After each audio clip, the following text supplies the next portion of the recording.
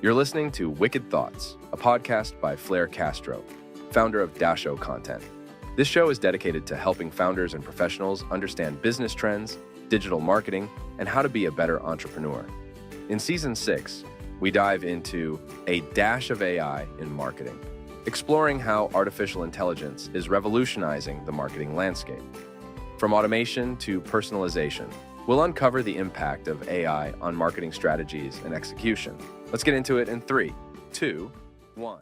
Welcome, everyone, to the AI Gold Rush. Are brands ready for an AI-powered future? This is part of our Road to DashCon event series. My name is Chris, and I'm your host for today. Joining me is our AI co-host, Dasha. Hello, everyone. I am Dasha, your AI co-host.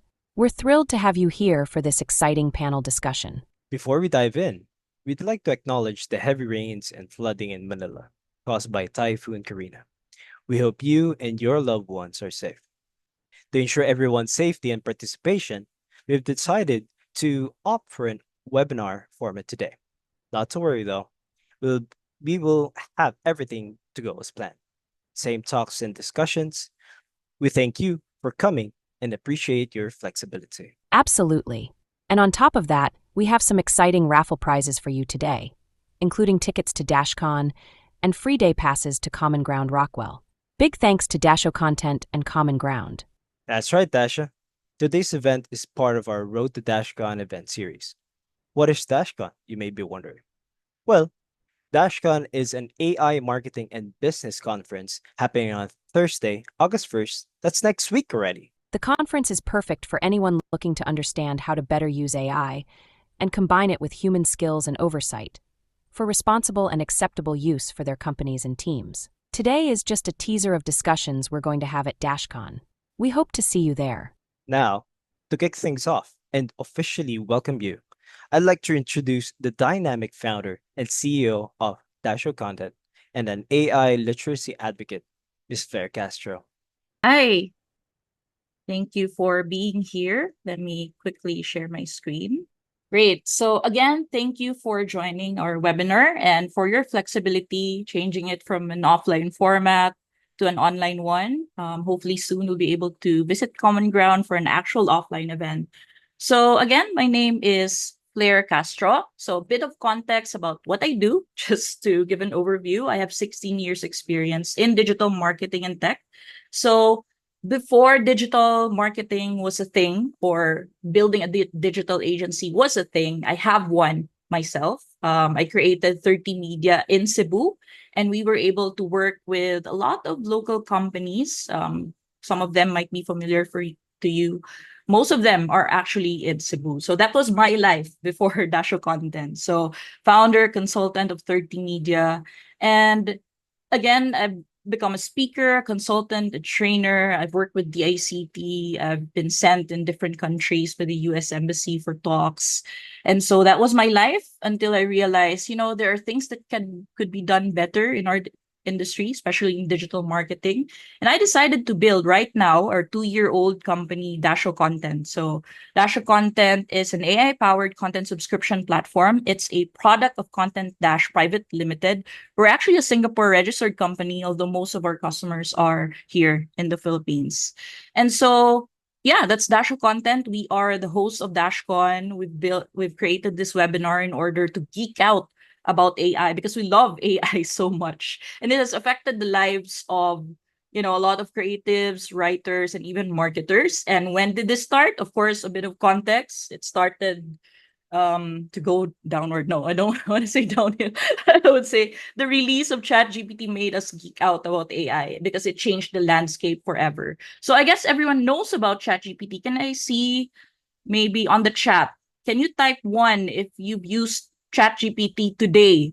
And welcome also to our participants, by the way. If you can quickly chat if you've used ChatGPT just for today, type 1. Ayun, Fernando said he did use it today. I guess some of the teammates as well from DashoContent used it today because we're busy with our events and preparations, right? So everyone does know about ChatGPT. So ChatGPT, what is it? It's a Gen AI chatbot. Gen AI, generative AI. That's a term they use for these types of chatbots. And the interesting thing about ChatGPT is that it only took 2 months for it to gain 100 million global MAUs, or monthly active users, right? And for TikTok, it took them, 9 months to reach 100, and then Instagram, little over 2 years. So it's really a whole phenomenon. And the chatbot, similar to ChatGPT, is powered by an LLM. You guys know what an LLM is? Large language models, right? The most common ones, or like the familiar ones you might know about, is GPT-4, GPT-4o from OpenAI, you have Gemini from Google, Llama from Meta, and all of these LLMs is what's behind the scene of the common chatbots and AI generators or writing generators. Now, in marketing, in the context of LLMs in marketing, we use it for a lot of things, especially for general chatbots like ChatGPT, Claude, Google Gemini. You can use it for translating text, generating social media posts or blog posts, marketing copies, even sentiment analysis, moderating content, and all of that. But it's not just LLMs. There are also other models used in marketing specifically, and you can see the list right here. You have neural networks, that's the one used by Amazon for their product recommendations. You have computer vision models used by Snapchat. You have natural language processing models used by Sprout Social for sentiment analysis, and a lot of these other models. And this is the whole AI landscape. We can geek out a lot more about this, but this was in the field of data science back then. It's not in the hands of consumers. But because of ChatGPT, it changed the whole game, because it's now within our fingertips that we can use AI. And not just LLMs, but AI in general. This explains why some platforms are so addicting. And if you are guilty about this, raise your hand. I'm actually guilty about using TikTok too much, a little too much. 15 minutes would not be enough. You'd end up, bed rotting and scrolling through. Because how addicting is it is because it uses computer vision, NLP, metadata, and some other algorithms they use so that they can push through your feed the next available video that fits your preferences. So marketing right now is becoming super hyper personal because of AI. And we are excited about this, especially for the marketers here on the call, no? And the brand managers and brand owners. But then the question is, did AI really make life easier for brands and marketers? I'd like to pose this question to the marketers here on the call. If you would ask and run some tests, some of us would say, yes, we've recently just started using it. Some have used it for a little over a year. Used for what? It's for generating content for your website, generating simple subject lines for your emails, for AI, for social media ads. I mean, we often use this for sure. So not a lot of us would really accept the fact that it's here, because we still have to explore how to use AI. But then, because of our explorations, I know you've seen a lot of these words on some of the social media posts and captions. Have you seen these words? Delve, era, unleash. What else? Do you guys know some common AI words that a lot of us use? I'm sure you're familiar with this. Elevate. So we've seen the proliferation of lazy AI content. I mean, some of the brands here might be familiar to you. Even Philippine Star, come on, they use AI. They use often the same set of phrases, same set of words, elevate your style, elevate your style, elevate your style. And so a lot of trash content is being created every single day because of the access to ChatGPT and all these LLM, chatbots. Another example, oh gosh, proliferation of lazy AI content. I'm not sure if you've seen this, but this is an actual board up from SM. This is in North Towers. You can see that they're actually using AI images, but then they didn't do any editing at all, because who has 6 fingers? Come on. I mean, they should have at least edited this one. So what's the result of this? The use of AI. It's more work for a lot of the overworked already marketing departments. Your marketing department is already overworked, but adding AI tools for them to explore and to use for their work is adding more workload to them. Let's admit that. Who would say no to that, right? For sure, it's happening in your departments. So now we're seeing that even if 47% of marketers use Gen AI, the real issue is really creating content that aligns with brands. So you've heard of words like oh, it's not on brand. Oh, we have to change that because it doesn't sound like us. It's true because brands are really, they want to make sure that they capture the right brand voice, they create the right tone so that it resonates with the right audiences as well. So that's the real issue. Because if your content is not on brand, it would end up being disastrous. You know, your users will disengage, you will have damaged perception, and it will erode your trust. And a lot of marketing teams, especially B2B in Asia Pacific, have the same problem for sure. So we're seeing that, hey, there could be a chance or there could be an opportunity if we combine the speed of AI and the creativity of human beings in order to fix the branding crisis that for sure has existed even before the existence of artificial intelligence. And so that's the vision for DashoContent. We're thinking, hey, what if we have an enterprise AI platform for marketing departments where we combine both AI and the humans in the loop so that they can collaborate? And then there's some, things that we can already automate using AI. And that's a vision for DashoContent. So we're able to make it work. We have automated onboarding, brand kits, and content brief on the platform.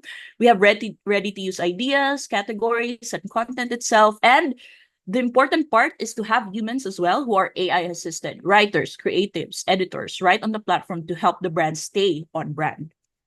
And right now we have 800 plus pre-vetted partners in Asia Pacific to help brands who onboard DashoContent to do so.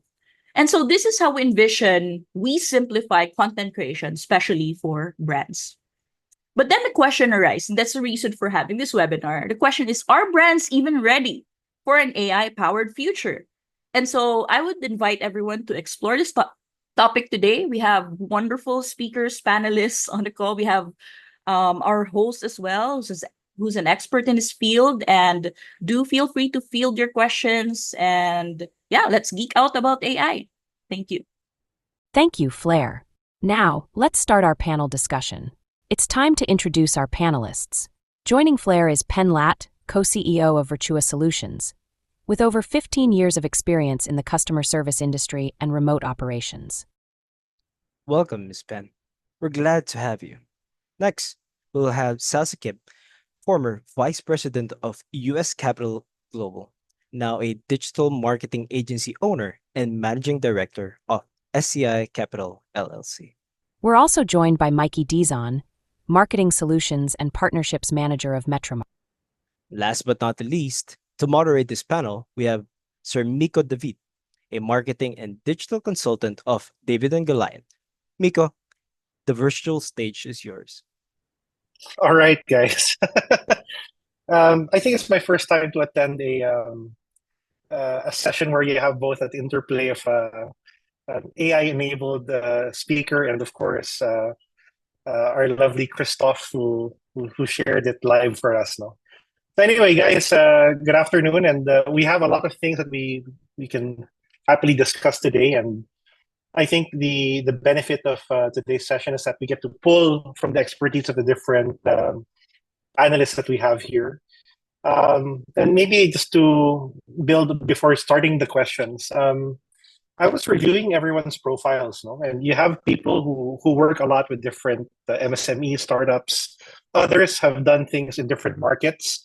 And a lot of us, from what I've seen as well, they've done some work for quite some time. So I think to ask these questions about AI and how it applies to the work that they're seeing and their current work should add a lot of value to everyone today. So let me invite everyone to the stage, and we do have quite a bit of questions that we want to ask in the next couple of minutes. So I guess I want to start off by talking about, let's say, marketing, right, before brands, right, before AI all started. And I think everyone here is quite familiar of the traditional way of doing things. But I think we might want to ask, right, from people who work with brands, what were the challenges or what were the key problems that we have encountered prior to AI? Anyone wants to start off with this? Anyone wants to raise their hand and be the first person we'll sacrifice for today's discussion? Okay, Penny seems to be laughing. Penny, please start off. I knew it. I shouldn't be smiling. when Yeah. there's a panel. I feel like every time I'm in a panel, when I smile, people just, Penny, just go ahead and answer No, this but one. very, very approachable. So, Penny, please, Yeah. So as far as marketing is concerned, so for us for virtual, when we started marketing, and this was when I don't, and as I mentioned before, when we started, it was really, we didn't set out to have a business. So it kind of fell into our laps. We were recommended and things like that. But there came a point where we started marketing ourselves. And the first part of what we did was to do market research. And so we actually employed a few people to do marketing research for us, like look at the landscape of the companies that are in my space, which is outsourcing, right? What they're doing, how they're marketing, do they have websites, they have all of that stuff. And that comes with, of course, and then of course, research regarding our buyer persona, who should we be targeting, and all that. Um, when we did that, it took a lot of time. It really took a lot of time just to consolidate that research for us. I think, if I'm not mistaken, it took them about 2 to 3 months just to have those decks for us, competitor analysis, and then the target market research. It took them a couple of months to do it, and then of course, once you do get it, there's still a lot of questions that's involved. Apart from it being very time consuming, the other part of it is also it's secondhand research, right? You can't really, you when you do the buyer persona, there's a part of that is assuming what they would like just because it's based on secondhand research.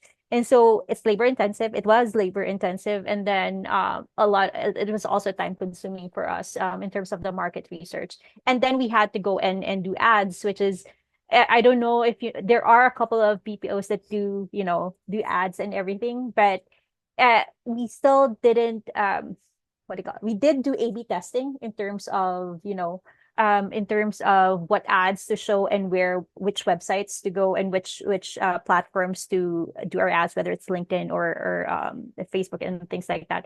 But then, of course, you always have to optimize always, which is one of the things that we admittedly could be better at, like optimizing our ads and everything. So that's our experience with marketing before AI. To be fair, it seems like to do some good work, it really requires a lot of people and time, Yeah. right? And like you said, it's a very manual, laborious process. Anyway, I'm also curious about Mykee.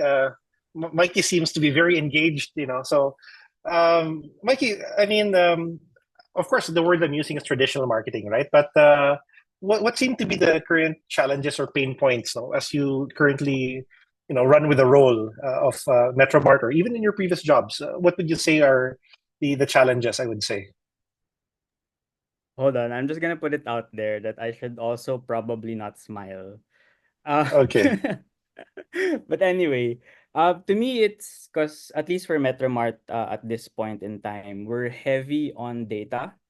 We do respect data privacy a lot. However, there are some data points wherein things still tend to become manual. I mean, manual in a sense that it's a Google sheet with all raw data, and then you manually filter them based on each column. And then it depends now on your or on your Excel skills or your Google Sheet skills, like how extensive you can pull data from the information that the data analytics team provides you. But just the same, it's laborious, yes, and there are a lot of room for error. Especially, I mean, errors can be as simple as, oh shucks, it's the wrong date. And then then your report to the CEO or to whoever is now erroneous altogether just because the date was wrong, for example, or a certain data point is wrong. So that's, I think, one of the critical things and one of the challenges that brands face. Probably not the brand, but the people working for the brand. But yeah, I think that's the number one critical point for me and for MetroMart. Very important to make sure, and since and because the power, I guess, of AI is very limited. I mean, obviously you can insert AI at some point along the way, but it's very, how do you say it? it does not always fit like perfectly like a puzzle, just because they're not integrated completely all together. So very laborious, a lot of room for error. But yeah, time consuming. It seems to be a resonating theme so far, right? When you hear it's time consuming, but it's also because many companies their structures are so different, or at least the data sets that they work with needs that additional processing. No? So that's really quite a challenge. Sal's not smiling because I think he heard the feedback I gave about Penny and Mykee. No? But Sal, I read from your profile that one of the things that you handle, for example, for digital marketing or for fine dining establishments, right? In different markets like Hong Kong, Singapore, New York. And I was curious, what seemed to be the challenges that they encounter with their current method of marketing? If you can share that with us as well. Yeah, sure. And thank you. I definitely capitalized on that by holding a very strong and sturdy frown. So glad I was very last in the queue here. So yeah, as you rightly pointed out, Parker Digital, we do specialize in a number of different disciplines. I probably need to change that because we're actually moving away from restaurants. We do look after restaurants in some of these bustling cities where their customers obviously have very, very high demands. And so I think what's really important for us is we try and articulate that, and as well as extend on based on what they're looking for as well. So things like optimizing ads, I'm lucky to be working with a couple of really, really smart guys. I'm definitely not so really good on the tech side of things in terms of the ad optimization, the A/B testing, and things like that. But I know it enough to explain it over a call. And I think just really from an AI perspective, I think my generation, which is millennial, I mean, I'm born in the 80s, and I think the generation above me, which I think is the Pepsi generation, we're all going to really still prefer that sort of personal touch that we have with an interaction with the human. Even now, for example, we're in a capitalist society, and it's very, very clear to see that companies are not going to shy away from technology where we can actually increase revenues and make things a lot better and streamlined. So that's probably a worrying concern. And I think a lot of the big guys out there, like Sam Altman, Elon Musk, they're really trying to sort of play it down a little. But I really think, like, over the long haul, this stuff is going to get very, very clever, especially when we get to the AGI sort of aspect of artificial intelligence, and it's really going to disrupt us. So I think it's probably wise to start thinking about, other skills and other considerations as well. That's an excellent point. You mentioned about other skills and considerations because things are developing, right? And I think as people navigate through that, they encounter some challenges down the line, right? Fleire, if it's okay, I'll jump to you because you work with quite a number of different clients as well. What seems to be challenges that they have encountered with AI, or at least when you were, of course, I would think of you as the early adopter, right? But Yeah. for the clients that you work with, when they've tried it out, what seems to be their challenges when they tried out AI in the initial stages? Oh gosh, I'll geek out about this. I'm Okay, kidding. excellent. So a lot of clients, if we ask them where they are in AI, they would definitely say, yeah, we've tested it out with ChatGPT, we've played around with Gemini, Claude, and all of that. But then when I ask them, so what's the reason why you're not using AI for most of your content? Their answer would definitely be a lot of these LLMs spout out text that's not aligned with their brands. They still care about alignment with their brands in terms of tone, in terms of how it sounds like, what words it uses. So this specific problem in AI where everything's just super generic doesn't fit with where the brands want to be when they want to be profiled online, right? So that's the challenge right now. A lot of brands want everything to be aligned, everything to be on brand, but that is not what is happening right now when using AI. To be fair, I remember there was a time where there are these platforms that have these templates, right? And then, oh great, thousands of templates. But when you go inside, it doesn't have our brand colors, or it doesn't really align with, so it's still True. quite clunky in that sense, right? True. Penny, I have a question. No, because you handle the a large outsourcing, operation, right? So, um, has AI changed the way that you do marketing tactics? Just curious, have you started to adopt it for your clients, or do you find more clients that are open to explore it? What does the landscape look like from your recent experience? Well, for us, for Virtua, we started using it. So, and just know the reason why I started really using ChatGPT was because I attended DashCon last year. So shout out to DashCon. I hope everyone is gonna Okay, attend not by bad, not August bad. 1st. And then I attended Doc Ligot's master class, which Doc Ligot is also a keynote speaker in DashCon. So anyway, enough plugging for for DashCon. But for us, the starting point for us of using AI for Virtua is through our podcast. So we started our podcast, I think, about 2 years ago, and all the topics and even the outlines were coming from our marketing director, our creative marketing director. And now that we've launched our second season, prior to that, one of our hurdles was we were hoping to get a copywriter, or at least someone who's going to guide us in terms of what topics to discuss for our podcast. And we use our podcast not just just to talk to my business partner, my business partner. It's also because we are trying to market ourselves as well as thought leaders. So anyway, and then I started using ChatGPT and came up with, okay, give me 100 topics that we can talk about, right? So it's able to do that, but then again, after doing so, it still depends on us, me and my business partner, which topics we want to discuss. Like, I don't want to discuss topics that I don't know much about, or I don't have a ton of experience about, because I don't want to put content out there that is, I would say, inauthentic for me, because I'm only spouting things that I've read online instead of actually experiencing them. So right now we're using that for our podcast. For our clients, in terms of marketing, I haven't seen them much about this, but what I have seen them do in terms of AI is incorporating it before they get it, because we do tech support and customer support.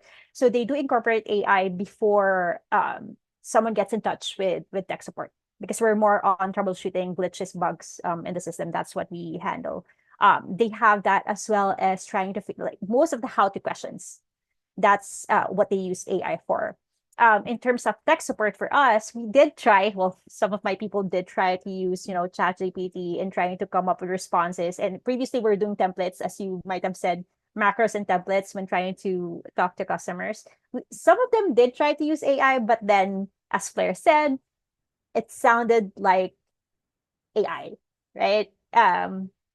It didn't sound like a person, which in the industry that our client was in, that didn't go over well to them.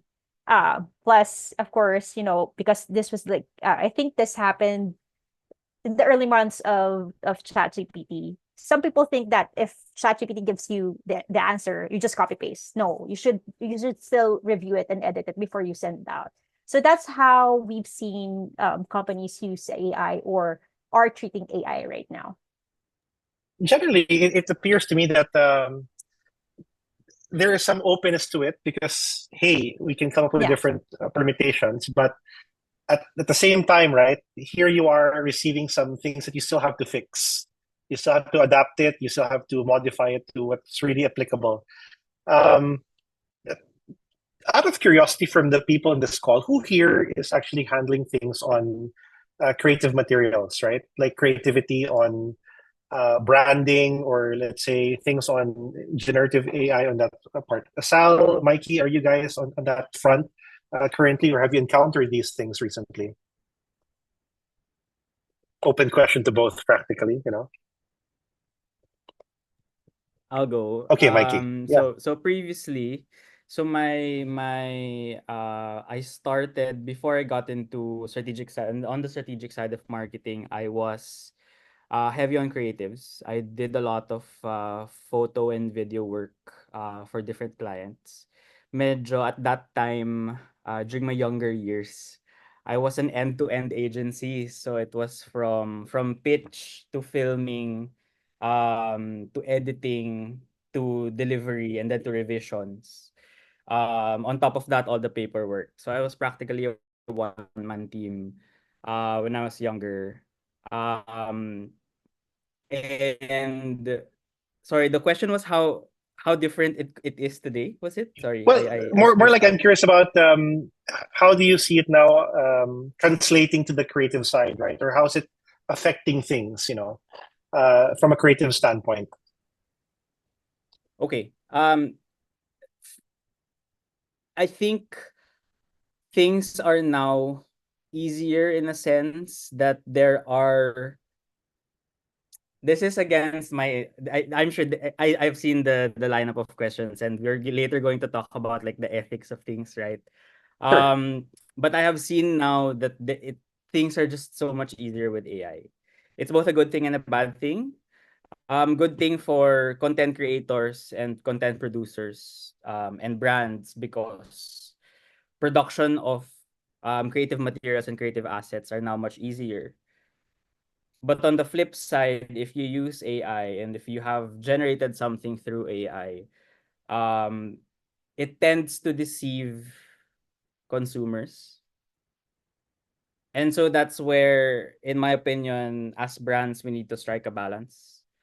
And I'm sure that we're going to talk about this later on, furthermore. But yeah, I'm seeing it's promising, I would say. It's promising on the creative side, but at the same time, as a consumer myself, it's also scary, for lack of a better term. So the responsibility, I guess, is on us as brands. Sometimes I feel the urge to become a journalist and ask what do you call probing question, But I'll pause here. Um, it's so tempting, right? But anyway, thanks, Mykee. But to everyone else, right? Have you guys seen any interesting, successful use of a combination of, say, human effort and AI combined? That, hey, this is not so bad, or maybe even how you've applied it, right? It really worked out because we used this and then we used that, and then it came up to some very interesting results. Any experiences on this, guys? So Yes, I'll Sal. go. So for me personally, yeah, like sure, like sometimes, in fact, a lot of the time, if I'm being honest, I use it to help me clean up my emails, like the spelling and the grammar. Like I don't want to go into each individual mistake. And the way I do it is I write my email, I kind of try and get in the zone. I try and articulate what I'm thinking very, very quickly. And I make tons of mistakes, spelling mistakes on the way. And with just a one simple click and drag into ChatGPT, it fixes everything. And that's really all I'm looking for. I don't really use it to make the entire email for me, if that makes sense, because I think I think people can kind of sense that it's language being used by a sort of chat GPT model, and I think that's not really sort of appreciated as of now. But I think, as I was mentioning earlier, like the technology is only going to get better and better. It probably will have some bad consequences where a lot of us will be made redundant. But I think on the flip side, what I think Elon Musk said some time ago, it might be a case where it's actually not such a bad thing, and that we do move into a sort of society where we can rely on the governments to provide us some sort of basic income. And then, we have these sort of artificial intelligent models as they get better and better, to help make our lives a little bit easier. Funny you mentioned about spelling mistakes. My first job, guys, I used to work in as a graphic designer, and when I was using Photoshop, there were so many mistakes that they can't fix, spelling errors on copy. And with all the things that Photoshop has put together, I'm still hoping that they come up with this release. You know what I mean? So I hope that it does things a bit much more faster in that regard. Um, Absolutely. Mykee mentioned about ethical issues, right? So, and just to share with everyone, because I'm on the board of the Ad Standards Council, we do talk about AI too, because we were saying that ads should be truthful in communicating things, and you can't, will you accept an AI model for cosmetics brand because that's too perfect skin, for example? So So it's currently a discussion internally, and we're trying to draft up different viewpoints on the matter. But does anyone here have any issues that we find with marketing, whether it's the type of material, the type of copy, the type of a format? Fleire, have you seen any? Are there things that you're careful about when you run, let's say, content, or how the team tries to spot a few things so that we're doing things in an ethical manner? Yeah, just so you know, we've been chatting on our Slack and said, oh gosh, Miko is with the ad council, which is really interesting for us because we're moving towards a brand compliance type of tracking on our platform. Right now, whenever brands submit their content and whenever creators submit their content on a platform, we have some sort of scorecard where it says, what's your brand tone? What are the voices that you're using for this specific type of content? But then with AI, it becomes more robust because you can say more about what the content is, more of the sentiment side of the content. And so with regards to ad council, all the guidelines that you have, it is something that we can actually implement. Like, for example, oh, you're using too much, like, we're the best among the rest, something like that, which is like so extreme that you should not be putting out something like that as an ad out there.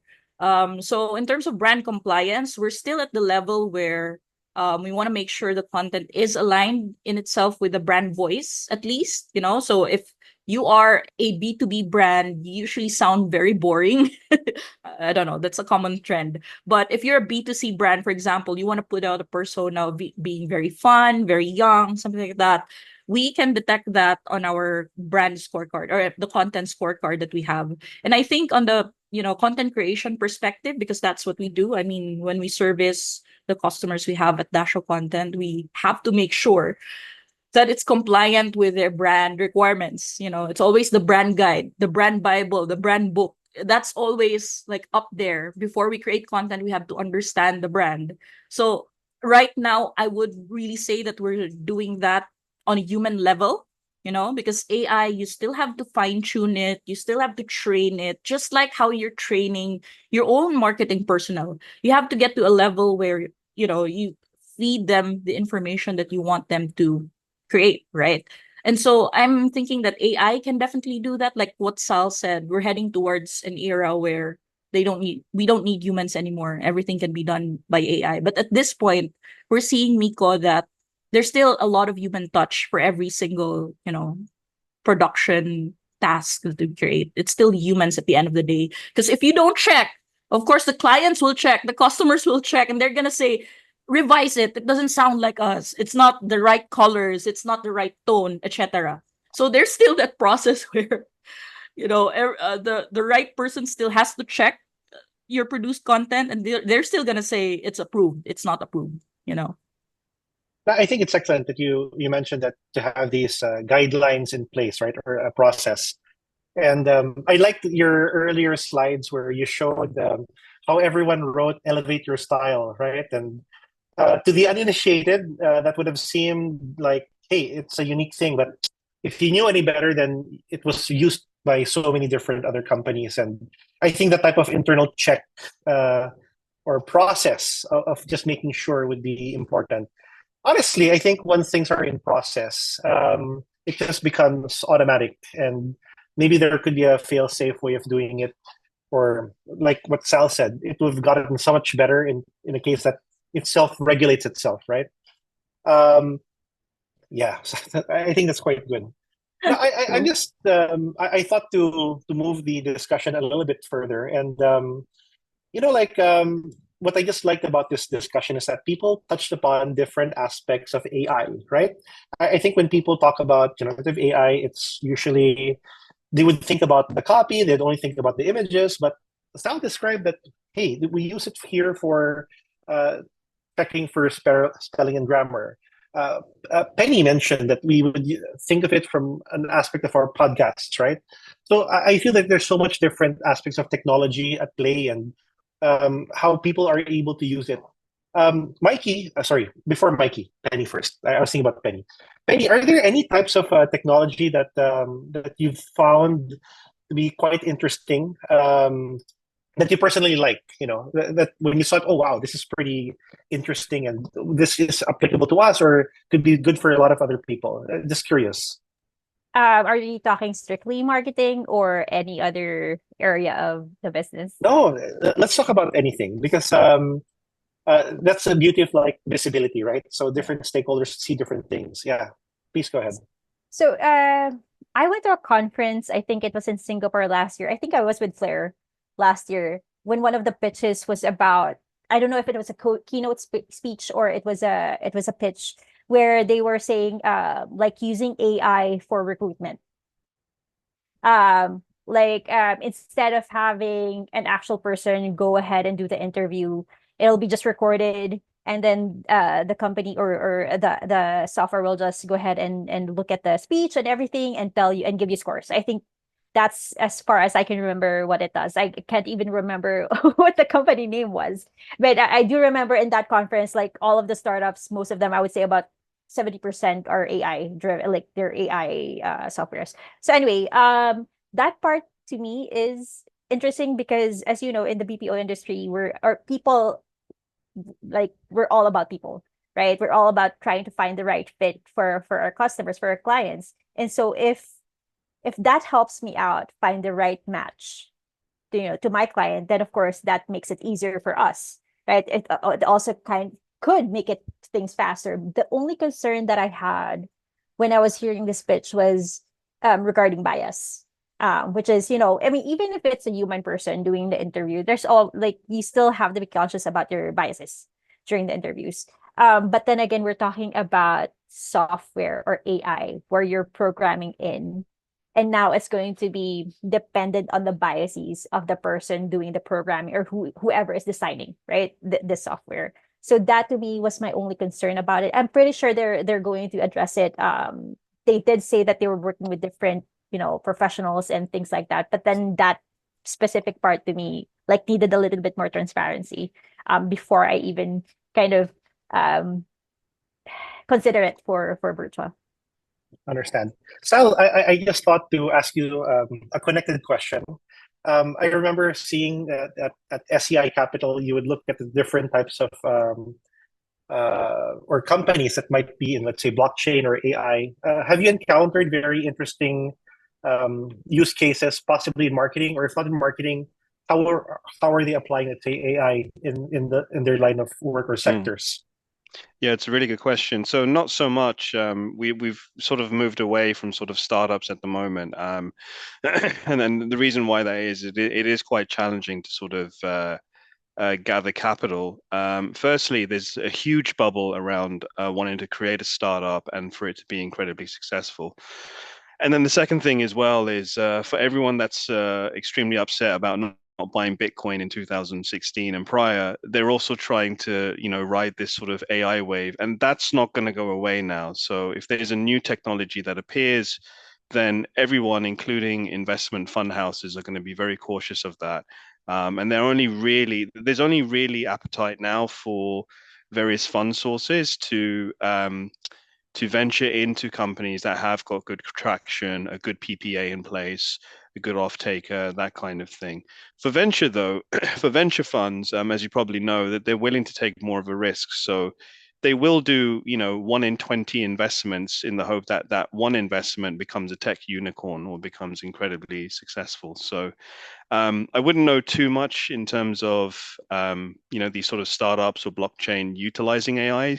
I believe there is. I believe there are a lot of apps out there that have AI integration, which make things a little bit more streamlined and easy to use. But I haven't personally seen anything from a sort of startup or blockchain perspective. Okay, well, good to know at least.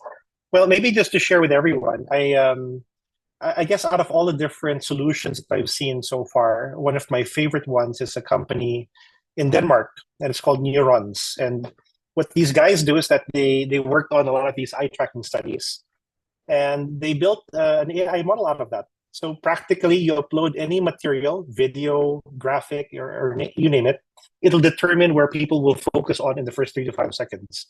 And we've used this locally. We've used this to take a look at billboards, take a look at different formats, and it continues to improve. But for me, that is very fascinating. Globally, Kantar uses their APIs as well, and a lot of different brands have applied using this their technology. Of course, as I say this, right, there's other similar formats that are also in the market, specifically for those dimensions, and that's why I find it quite exciting to see what's getting rolled out over time. From the Japanese end, we also get to mentor some startups from Japan and some in Singapore. And you can see some of the solutions that are coming out of Japan, particularly, are applying these use cases in very interesting dimensions. However, I think it's always, like you said, there's some caution in that sector so that it doesn't blow out. And I think the core fundamentals have to be correct. And I think for their use cases, it's okay. But that said, it's another story when you try to really apply it and how it improves over time. Now, I have a question, perhaps to Mykee, because you're coming in from the brand part of things, right? And this is, I guess, some tips or what things you would actually do to prepare, let's say yourself or team members, about using AI in general, right? What is your feeling towards some advice that you might recommend to be quite careful, or I would say to accept it in a more prepared manner, you know? Happy you pointed that out, because I'm a big advocate of innovation. I came from the innovation industry, and before anyone would jump into AI, first I would recommend, or I would say that you have to look back or step back and think, why are you even adopting AI to begin with? Are you wanting to incorporate AI because everyone else is doing it? Or are you adapting AI because you know that it's going to be good for you? And that's where innovation comes in. You'd have to be innovative first before you jump into AI, because AI, to me, is just one of the innovative ways, one of those solutions into being innovative. So first, you have to be innovative. If the team, for example, is not empowered enough into being innovative, then AI is not going to happen. Because again, AI is a tool. It's not a one-click thing that when you incorporate AI, your revenues are going to be 20 times more. It's a tool, it's going to help you. But first, internally, you have to be ready. And to be ready, you have to be innovative. And that's just me. Others might have a different opinion on this. But for me, you have to be innovative. You have to have that innovative mindset within yourself as a leader, and passed on to the people working with you in your team. And then spreading that innovative mindset to the rest of the company. And then you put in AI, and then you put in other tools, and then you see revenue grow 100 times. To be fair, even if you give AI to the most backward company, I don't think that's going to solve everything in life, right? Culture could be a problem. So I always believe that there's some steps that you can take from a culture standpoint, or just a framework of how to do things. When Penny was mentioning Dr. Ligot, his course on prompt engineering would practically open up your mind to how to structure things, right? So I would appreciate I could appreciate exactly what you were saying in these two dimensions. And having that fundamentals, I think, would be good. That can really guide many organizations. I'll just jump to one question, right, before opening for Q&A for a lot of people. Like, I've always found that in the Philippines, you have this bell curve, right, of people who are really, really advanced, and people are testing things out, and people who are like, nah, maybe 10 years from now, I'll do it, right? Just the same way that people adopted digital, or to the different innovations in life. And, like, do you feel that brands are ready for an AI-powered future, right? If I can ask this question to all, members of this panel, and I want to go first. No one's smiling now. They're like looking and thinking up. Okay, Penny's smiling again. So Penny, uh, you're like my favorite person now. So, are brands ready for an AI-powered future? And you can talk about brands that you work with here or in any market. What's your take on this? Before that, do you know this? It's a game where if you laugh, you take a shot. It feels like that, right? But I'm kidding. It feels a little. But anyway, AI powered. I think that there's a lot of curiosity that still needs to happen. To be very honest, with you, there's still a lot of curiosity that needs to happen as to how it can actually be implemented in the company. Because I mean, and I spoke with Fleire about this. ChatGPT did consumerize, right? This is Flaire's words. I'm just I'm using, but did consumerize like AI, and to be also very honest, that's what people know right now. They haven't really gone into knowing what else is out there. And the only reason why I found out that there's other companies like this that are AI focused is because I went to events and then saw how many booths were all about AI, and then got curious, and then it kind of snowballed through there. There's still a lot of curiosity that needs to happen and exploration that needs to happen. Sometimes you stumble into an idea or stumble into a software that would be you could implement. And so first off, curiosity before they even accept it, like, it has to start there. Right, excellent. And I would say that's also true. We ran this breakfast roundtable on discussing AI, right? And the general consensus so far is that everyone's still testing things out. But again, this is I wouldn't say biased, but this is based on a group of people from the Digital Marketing Association. So that's a combination of some brands, some agencies from the Philippine context, right? But hold Fleire, on. what's your Can go ahead. can I add just one thing? So I was in a conference or an event by the American Chamber of Commerce and BPO, held by American Chamber of Commerce as well as the IBPAP. And they were saying, one of the panelists was saying that almost all of their clients are now using AI, and that if you don't adopt it now, your clients will force you to adopt it. And so that's how I'm also looking at it right now. First, I was just really curious about it. What can I do with it in terms of my personal branding and things like that. But now, because of what I heard during that talk, now I'm already thinking about what we can do in terms of our company, Virtual. Excellent. Fleire, you have any builds on this? Like, are brands ready Yeah. already for an AR? Yeah. Actually, before I answer, Miko, I want to field that question to you because you're in the digital marketing space. You've seen and worked with a lot of agencies and brands. Do you see them ready for AI? Um, I would say that yes and no. When I say yes and no, there is a spectrum of different companies. Some who Yeah, are ready, right. some who will leapfrog, some they still have to get the basic fundamentals ready. Really, True. or I would even say that they would have applied it in some small way, right? So, like what we saw here, using some text. That Right. is a simple way for them to do that. But to apply that across multiple facets of digital, whether it's in your website, whether it's in the way that you analyze, whether you apply, let's say, targeting parameters, or how you actually, um, what do you say, analyze even creative formats, right? So I've always found that it's a spectrum, and Agree. Yeah.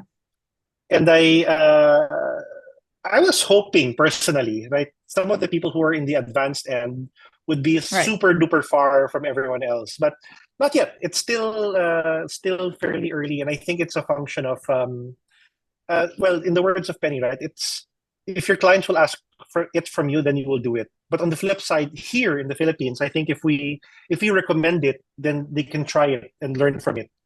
that's the other dimension I find in general. Right. Because on our end, we share data. We share different types of formats, and it's the first time that they've seen it, right? Right. So there's still a lot of room. So I think that's the good news, I would say, right? Are they ready? They're exploring, but is there room for introduction? Definitely. And for so long as it improves the business process, it gets them to um, do things better. And every marketing team in any company is like two people. You know what I mean? So True. to help support, to give Those two either an guys. agency or the head and the assistant. I mean, that's any company, right? So I think there's always that avenue of opportunity, and are people ready for it? They'll consider it, but for us to introduce it, to move it, that's another thing. True. And to build on that, my answer as well is yes and no. Brands are ready, yes, if they are at the core innovative. So, for example, they've cleaned up all their data, they have a brand kit, they have a brand guide, everything's ready. On the flip side, it's a no, especially if you're not very detailed with your operations. So you can't automate anything that's not fixed. And so, yes, my answer to are brands ready for an AI powered future? Yes and no. And similar to Miko, I think it's a spectrum. I would say you start with being AI aware, right? You hear about AI, you hear about ChatGPT, and then you move to being AI curious. Similar to Penny, she started being curious, explored it, used some tools, joined trainings, joined events. You start with being AI curious, and then you become AI literate. And so that is the reason why our advocacy right now at DashoContent, even as being an AI marketing company, which is, I guess, it's a new thing, we have to champion AI literacy, because if people or brands are not aware of the difference between using AI and actually using humans for a specific task, we won't achieve that level of automation and improvement if you are not aware. So I would like to start with people being aware, and then moving to being AI curious, and then being AI literate finally. Mykee, then Sal, what are your take on this, just to wrap things up? Actually, Flair summarized everything in my head. I'm going back to what I mentioned earlier on innovation and sticking to your core and knowing your core. Similar to innovation in the past, it was always whenever we want to filter what we can offer. This was in my previous company, not MetroMart. Before we offer certain services to different companies, we always look at their internal capacity.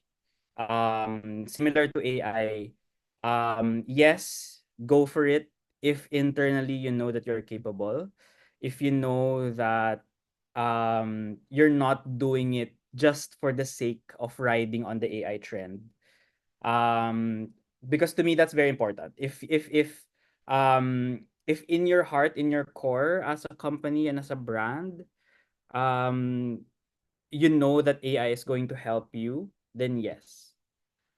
But if you're only going to do it just because everyone else is doing it, then you're doing it for the wrong reasons. So for you, not yet, but you will get there someday. Similar to what Penny said, be AI curious. If you know that you're not ready yet, just at least be AI curious, and then fix things internally so that you are ready in the future or in the next couple of months to adapt into different AI tools. Thank you for that, Mykee. And Sal, are brands ready for an AI-powered future?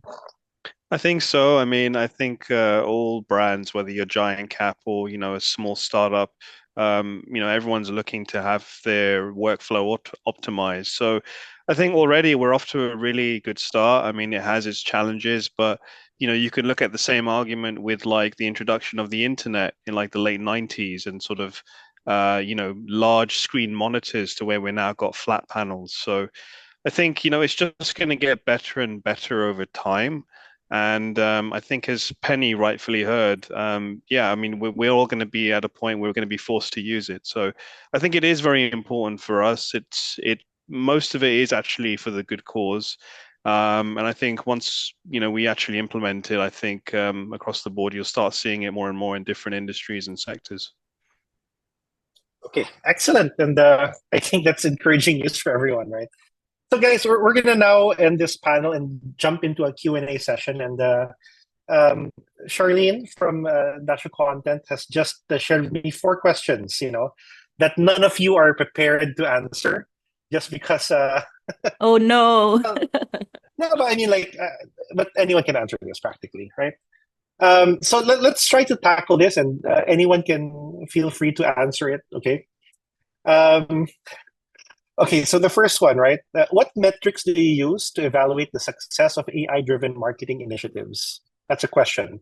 What metrics do you use to evaluate the success of AI-driven marketing initiatives? For me, this is kind of broad.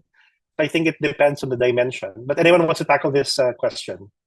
What metrics do you evaluate the success of an AI-driven marketing initiative? I can go first. Yeah, I think it really depends on the application, but for Yeah. example, I have some software, and with one click of a button, this software can articulate an email for me.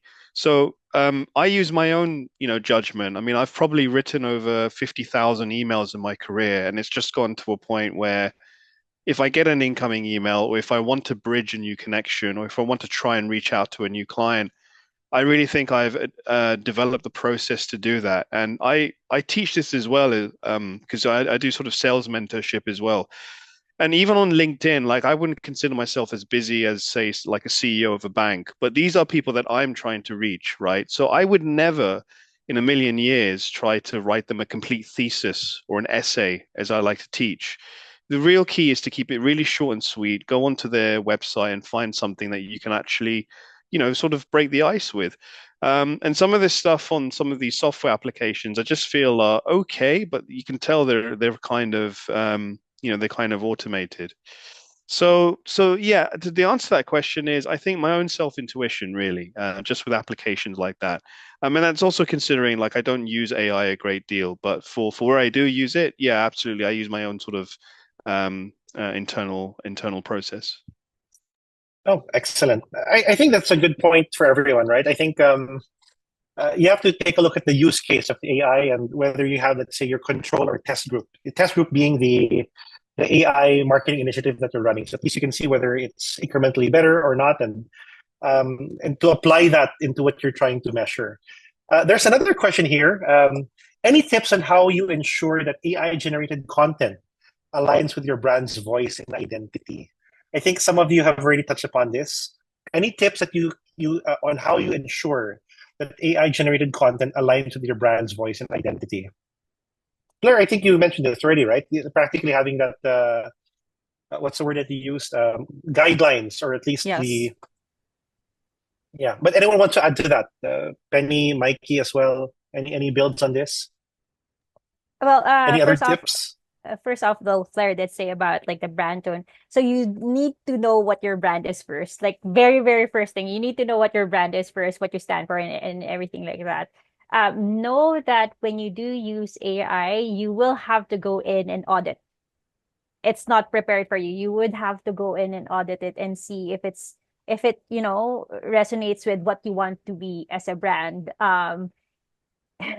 I jokingly say this, that the only time that ChatGPT can give me the story, or at least give me the content that I want, is if I download my consciousness to it, and for it to know all of my stories and everything, right? So just know that with ChatGPT or whatever AI you're using, it's gonna give you the material. You have to review it, you have to audit it, and then see if it resonates with the brand that you have. Excellent. Anyone here? Next question.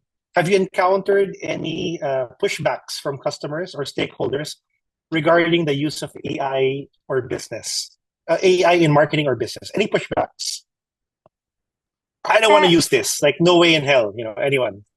So as I mentioned earlier, we some of my people agents started using it for like responses, right? And then it didn't sound like a human. And with the industry that this account is in, they're very much like, no, I don't want to talk to a bot. Like, and they really said no.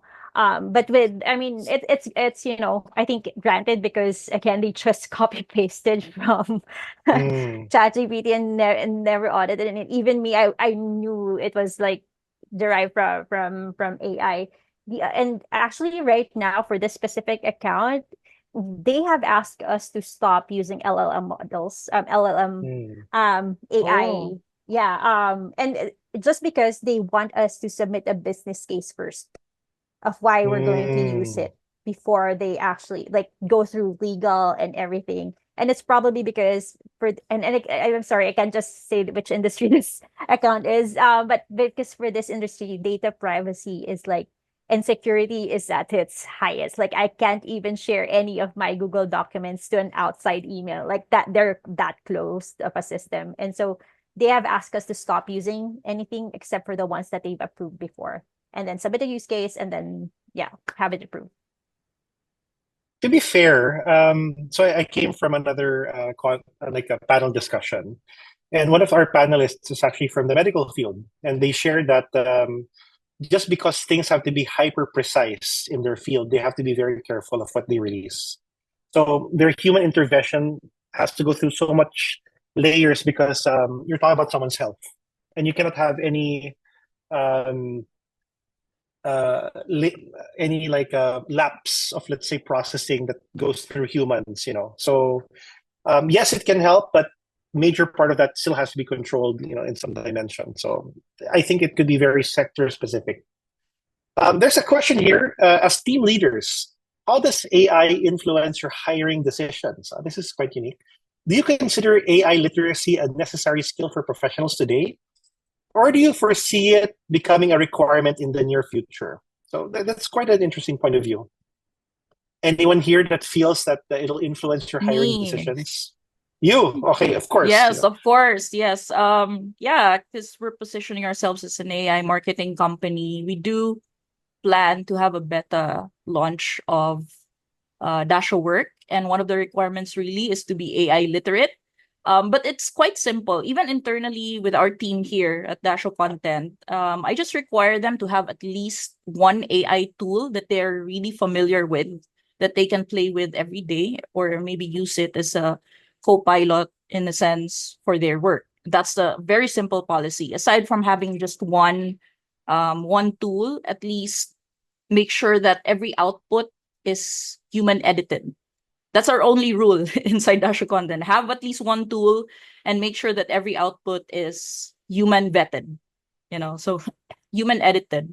And so that will, of course, affect the hiring process that we have. You have to have at least an AI tool that you're savvy with. Okay, this is the last question, and I think it's great that you said that, Fleire. There's a question here. What's the most used AI app in your day-to-day? So spill the beans, guys. Which one do you use on a day-to-day basis that you highly recommend? For me, it's ChatGPT. Again, like mostly for correcting spelling mistakes and grammatical errors. Mykee, what's for you? Also ChatGPT for me. Okay. Ease of use. For me, ease of use. Penny? It would be ChatGPT for like generating content and coming up with ideas and all that. Grammarly for the spelling mistakes. So and some of the grammar I do use Grammarly. They do have like an AI component, but most of the time ChatGPT. For me, I've slowly transitioned to using Claude because it's better with written content. It's better with storytelling. But most of the tasks usually just chat GPT. And also, if I want to ask in depth, something like an alternative to Google, I always use Perplexity. I don't think I've used Google often, to be honest. Like Perplexity, that's what I've been using. This is hilarious. Now suddenly there's like 3 new questions that just came through, no? So that was like me wrapping things up, and so that was a warm up. No, but good. I mean, to have an engaged audience, that's excellent. No, let's. Nicole has a question here. What are great materials or resources to start being AI literate with? What are great places to start? I would say. She has a second question, but I would ask that Nicole, so at least I can ask other people to answer that. What's a great place to start for being AI literate? Anyone? Ako, I would say I'm biased, but attend DashCon, attend our events like these because you would have an awareness about what's going on in the industry. So we've painstakingly created a community events like these, conferences like DashCon, just to empower people and businesses to be AI literate and to meet people who are champions in their industries. So yeah, I think start there, DashCon. If not, then read about AI. You can always use Perplexity to ask questions and explore all these tools that we've been mentioning. It's a great start if you are AI curious. I think to be fair with that, I think what's great with DashoCon is that at least they're able to organize different stakeholders, experts, or well, people have different points of view on the matter. So I think that really is a great, excellent place. Recently, I've also encountered some learning institutions that have already started putting out content. Again, very similar of organizing different things. If you're already in the more I wouldn't say advanced, but using AI to get AI literate. That could be another way of doing it, right? But I always find merit in asking certain people to learn from, because at least they're able to break it down in a very tangible, easy to understand manner. So yeah, but I think everyone, there's a link to DashCon 2024. There's one more question here, guys. We're trying to milk everything. Quick fire questions, no? So the question here is, if you want to start out and you don't have that much of resources, right, but you really want to invest and get into that direction, what would be, according to the question, the more budget-friendly and basic AI solutions to start with? At least you can have a more AI-heavy strategy moving towards the end. So what would be a great budget-friendly solution to start with, guys? ChatGPT? Yeah. Or do you have a different Yes, recommendation? I mean, for a general use chatbot, you can always start with ChatGPT and Claude. All of these tools have a free tier. So until you get really savvy and, depend on LLMs for your work, then you can upgrade about like 1,000 per month. That's their tier, but you can always start for free. It's budget friendly if it's free. Okay, well, I think that's really practical advice. Well, guys, I know there's a lot of new questions that just popped in, but I think we'll cap it at that. I think for more questions, there's always DashoCon happening next week. And at least there, you can ask the questions from the experts and people who will be there. Thank you so much. And I think there's some final words from Fleire. And again, guys, stick around. There's still a raffle towards the end. So thank you so much to our lovely panelists and all of the Thank you, Miko. for entertaining our hard questions from the audience and for at least piquing our curiosity. So thank you so much, guys. Okay, Fleire, Thank you, back to you. Miko.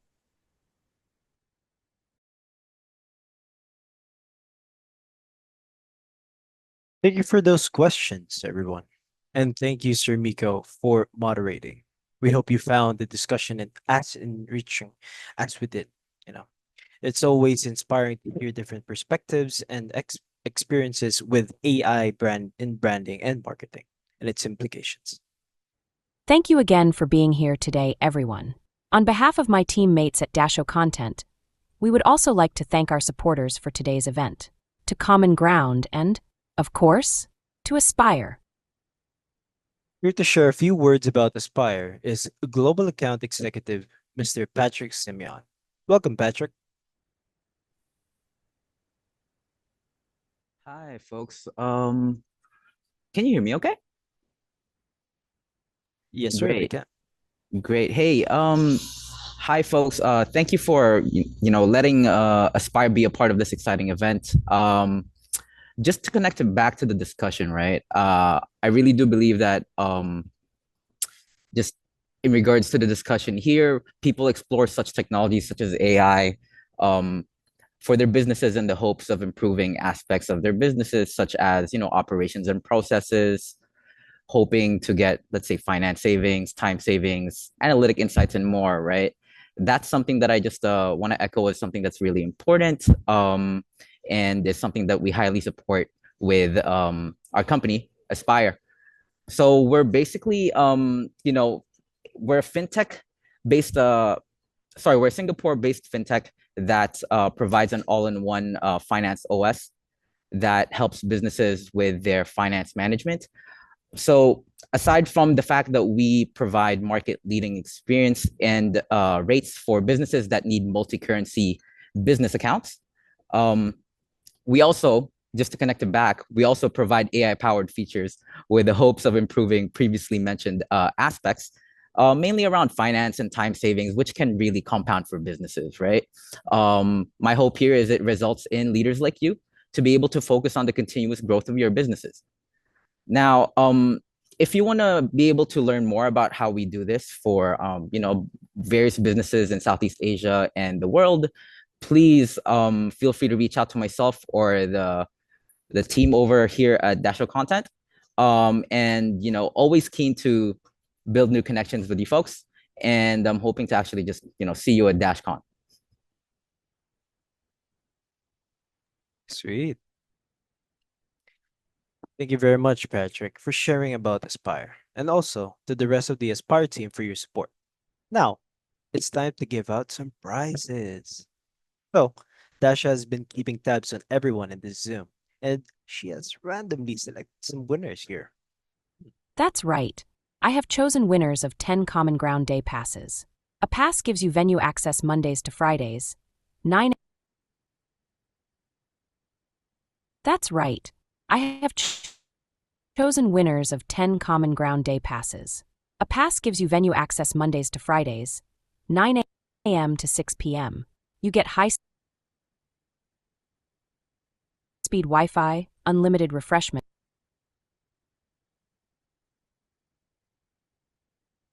and free seating at the hot desk area. Then, I've chosen 2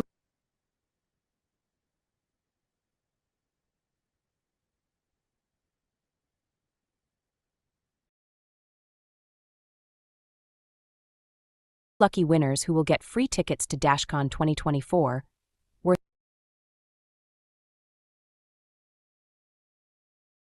3,000 pesos. How about that?